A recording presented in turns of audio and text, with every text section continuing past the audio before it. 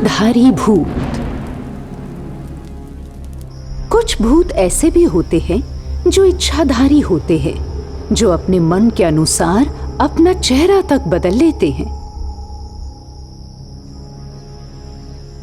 एक नाग और नागिन बड़े ही शिव भक्त थे। वो दोनों के दोनों तकरीबन रोज ही शिव मंदिर में शिव जी के दर्शन करने आते। दोनों के पास ही मणि थी। एक दिन मंदिर के पुजारी ने उन दोनों सर्पों को नागमणि के साथ देख लिया।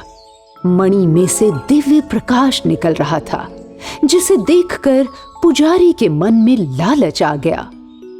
उसने नाग नागिन को मारने की योजना बना ली। हे नाग नागिन, तुम लोग कब से इस मंदिर में आते जाते हो? मैं इस मंदिर का पुजारी होते हुए तुमसे ये विनती करता हूं कि अपनी मणि मुझे दे दो। इस मणि को हम किसी को भी नहीं दे सकते पुजारी जी। इस मणि को अपने पास रखने वाला दुनिया का सबसे शक्तिशाली व्यक्ति बन जाएगा और फिर लोगों को कष्ट भी पहुंचाना शुरू कर देगा। ठीक है नाग देवता, जैसी आपकी इच्छा। अब तो पुजारी जी के मन में दुनिया का सबसे शक्तिशाली व्यक्ति बनने का ख्वाब सजने लगा था। उन्होंने मन ही मन ठान लिया कि नाग और नागिन को खत्म करना है किसी भी कीमत पर।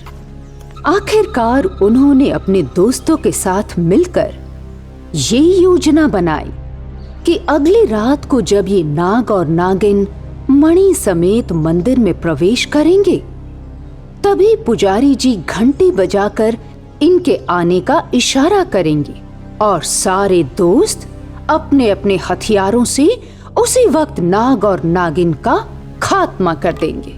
अगले दिन हुआ भी ऐसा ही। जब नाग और नागिन शिव जी की पूजा करने के लिए मंदिर में आए, तो उन्होंने पुजारी जी से आग्रह किया कि थोड़ी देर के लिए मंदिर का दरवाजा बंद किया जाए। मंदिर तो सभी के लिए खुला होता है। मंदिर के दरवाजे किसी के लिए भी बंद नहीं किए जा सकते। इतना कहने की देर थी कि पंडित ने घंटी बजाकर अपने दोस्तों को भी मंदिर के अंदर बुला लिया, जिन्होंने डंडों से पीट पीट कर नाग और नागिन को मौत के घाट उतार दिया। उन्होंने उनसे वो उनकी मणि भी छीन ली, लेकिन नाग और नागिन तो इच्छाधारी थे, इसलिए अब वो इच्छाधारी भूत बन चुके थे।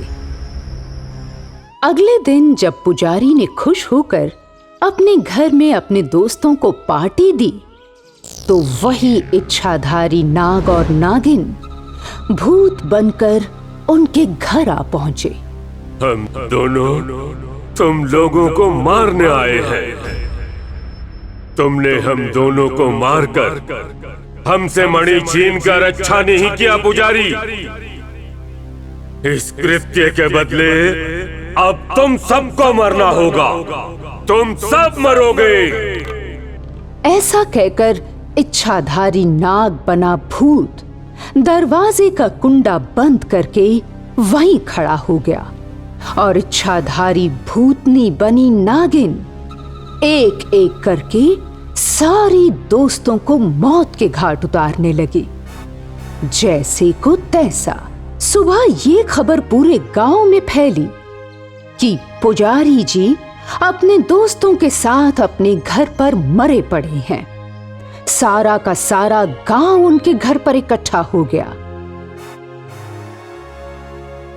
अरे देखो तो, पंडित जी की कितनी बेरहमी से हत्या हुई है। लगता है किसी ने बुरी तरह से मार मार के इनको मौत के घाट उतार दिया। गांव वालों की भीड़ में ही मौजूद इच्छाधारी भूत बने नाग नागिन एक बार फिर से गांव वालों का भेष धारण करके कहने लगे, लगता है ये किसी दुश्मनी का अंजाम है। ये इनके दुश्मन ने ही इनका ये हाल किया है। जो जैसा करता है वो वैसा फल भोगता है। इसी भीड़ में शामिल था पुजारी का लड़का पिंटू भी। पिताजी जब कल घर आए तो बड़े खुश थे। उनके हाथ में एक मणि भी थी। वो कह रहे थे कि अब मैं दुनिया का सबसे शक्तिशाली आदमी बन जाऊंगा। कहीं कहीं उसी मणि की वजह से तो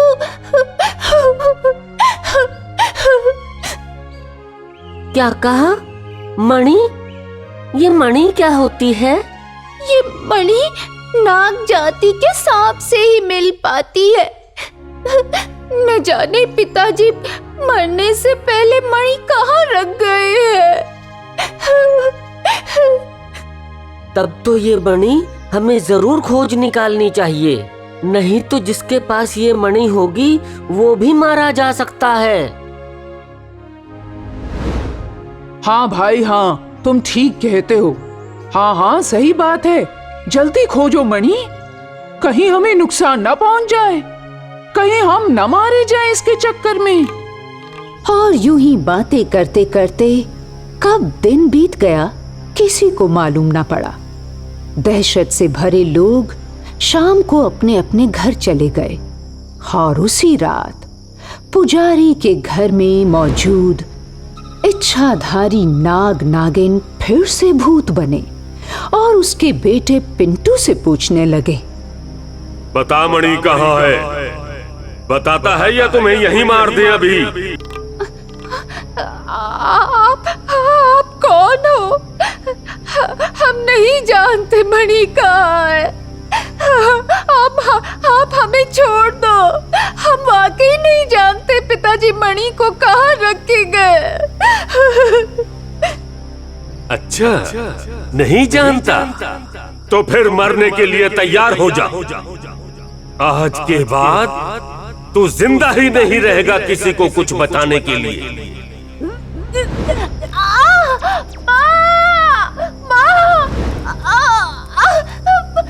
हमें छोड़ दो, हमने कुछ नहीं किया।